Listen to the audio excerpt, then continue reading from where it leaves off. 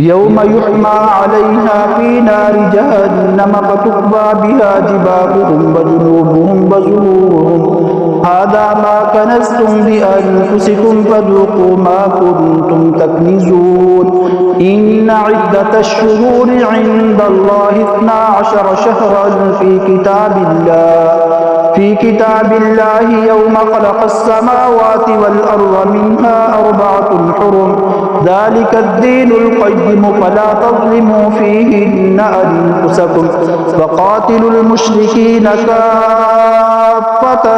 كما يقاتلونكم كافة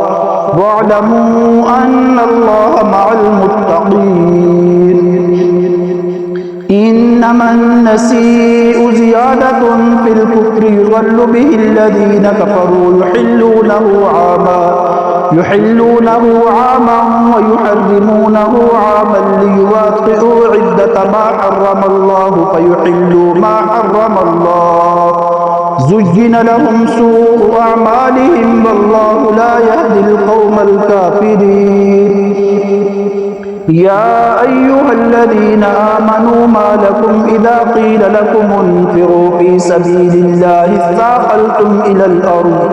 أرضيتم بالحياة الدنيا من الآخرة فما متاع الحياة الدنيا بالآخرة إلا قليل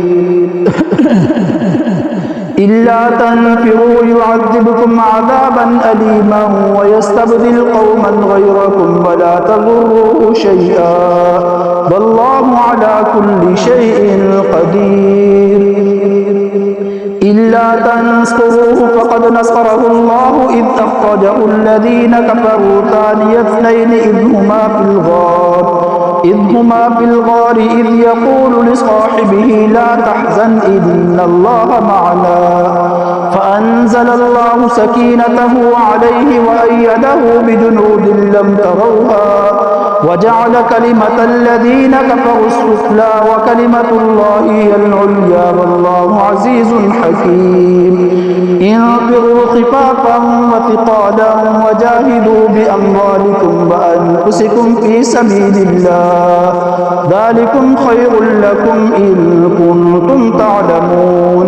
لو كان عرضا قريبا وسفرا قاصدا لاتبعوك ولكن بعدت عليهم الشقة وسيحلفون بالله لو استطعنا لخرجنا معكم يهلكون أنفسهم والله يعلم إنهم لكاذبون عفى الله عنك لما أذنت لهم حتى يتبين لك الذين صدقوا وتعلم الكاذبين لا يستأذنك الذين يؤمنون بالله واليوم الآخر أن يجاهدوا بأموالهم وأنفسهم والله عليم بالمتقين إنما يستأذنك الذين لا يؤمنون بالله واليوم الآخر وارتابت قلوبهم فهم في ريبهم يترددون ولو أرادوا الخروج لأعدوا له عدة ولكن كره الله بعاثهم فثبتهم وقيل اقعدوا مع القاعدين لو خرجوا فيكم ما زادوكم إلا قبالا ولأوضعوا خلالكم يبغونكم الفتنة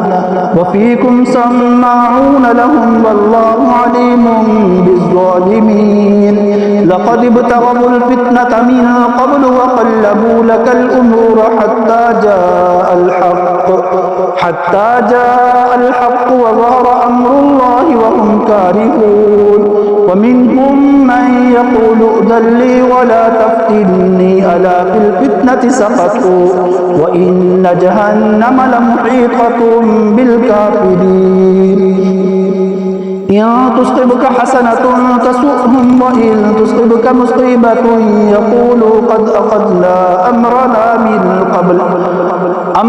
من قبل ويتولوا وهم فرحون قل لن يصيبنا إلا ما كتب الله لنا هو مولانا وعلى الله فليتوكل المؤمنون